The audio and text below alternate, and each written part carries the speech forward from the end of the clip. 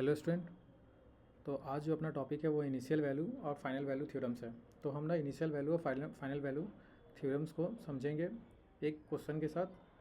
तो देखो, सबसे पहले क्वेश्चन क्या में लिखा है कि the initial value and the final value of the given function are respectively. एक फंक्शन दे रखा है और उसमें ना ये ऑप्शन दे रखा है कि इनिशियल और फाइनल वैल्यू निकालना है इस गिवन फंक्शन के लिए, s+1 s+2 का होल स्क्वायर प्लस 10। ठीक है, देखो तो सबसे पहले क्या है कि हम ना इनिशियल वैल्यू थ्योरम्स को देखते थे। इनिशियल वैल्यू थ्योरम्स बोलता है कि limit t tend to we 0 f of t is equal to limit s tend to we infinity in the function s into F S.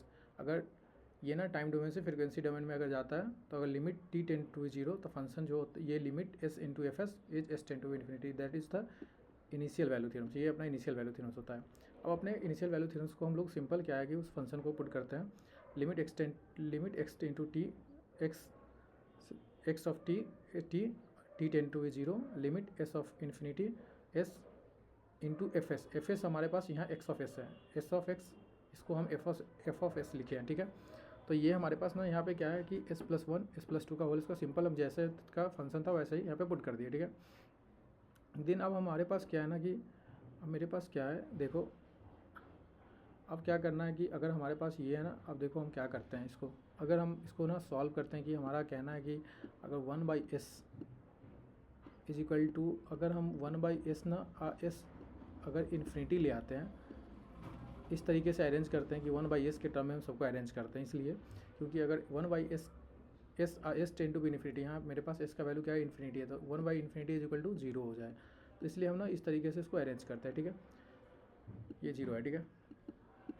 अब देखो हमारे पास क्या है, सबसे पहले तो हम ना इसको क्या है 1/s के टर्म में s जितने भी है उसको 1/s के टर्म में हम क्या करते हैं, अरेंज करना है, हमको सिंप्लीफाई कर लेते हैं। ठीक है, तो हम क्या करते हैं, सबसे पहले s यहाँ से s बाहर निकाल लेते हैं, तो ये क्या हो जाएगा 1 हो जाएगा, और 1/s लिख सकते हैं इसको, तो 1/s हो जाएगा ये। ठीक है, यहाँ से अगर हम s यहाँ से देखो अगर हम देखते हैं इसको सिंप्लीफाई करते हैं तो s² प्लस अगर a प्लस बी का होल स्क्वायर क्या होता है, a² plus b² plus 2ab। ठीक है, तो s+2 का होल स्क्वायर क्या हो जाएगा, s+2 का होल स्क्वायर हो जाएगा s² प्लस 4 प्लस 2s।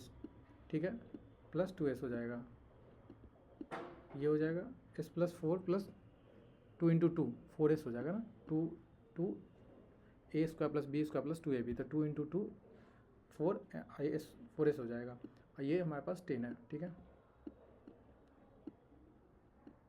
ठीक है, अब हम इसको अगर इधर से अगर 10 है मेरे पास, तो ये हमारे पास टोटल क्या हो जाएगा s² प्लस 4s प्लस 40। हम इसी को अरेंज किए s² प्लस 14 प्लस 4। ठीक है, अब देखो इसको हम ना इन्फिनिटी अगर यूज़ करते हैं तो इसको क्या करते हैं, सबसे पहले s² यहाँ से s² यहाँ से कैंसिल आउट कर लेते हैं, 1 प्लस 1/s हो गया, और यहाँ से सबको ना s आ गया, 1 प्लस 4/s प्लस 14/s²। तो ये तुम्हारे पास क्या हो जाएगा, जब इसको पुट करोगे तो s² कैंसिल हो जाएगा, 1/s का वैल्यू यहाँ s का वैल्यू 0 पुट करोगे, इन्फिनिटी पुट करोगे तो 0 आ जाएगा, 4/s का इन्फिनिटी यहाँ पे वैल्यू पुट करोगे इन्फिनिटी तो 0 आ जाएगा, और ये भी 0 आ जाएगा, तो 1/1 इज इक्वल टू 1 आ जाएगा। तो यहाँ टोटल इक्वेशन जो फाइनल जो आएगा अपने पास 1 आ जाएगा। ठीक है, फाइनल वैल्यू थ्योरम से यूज करते हैं जब limit t tend to we infinity f of t limit s tend to we 0 s of s tend to we 0 into s of s होता है। ठीक है, लिमिट इसको अगर हम यूज करते हैं तो limit t tend to we infinity x of t, तो ये हमारे पास limit s tend to we 0 s, ये फंक्शन हो गया। अब हमारे पास क्या है ना, अगर इसका वैल्यू अगर सिंपल यहाँ पे पुट कर लेते हैं 0, क्योंकि हमारे पास यहाँ कैंसिल आउट नहीं होगा, तो 0 पुट करते हैं तो ये क्या हो जाएगा, पूरा का पूरा मल्टीपल होकर 0 हो जाएगा। तो ये हमारे पास initial value final value theorems था, और इसको हम लोग क्वेश्चन के साथ ही समझ लिए। Thank you.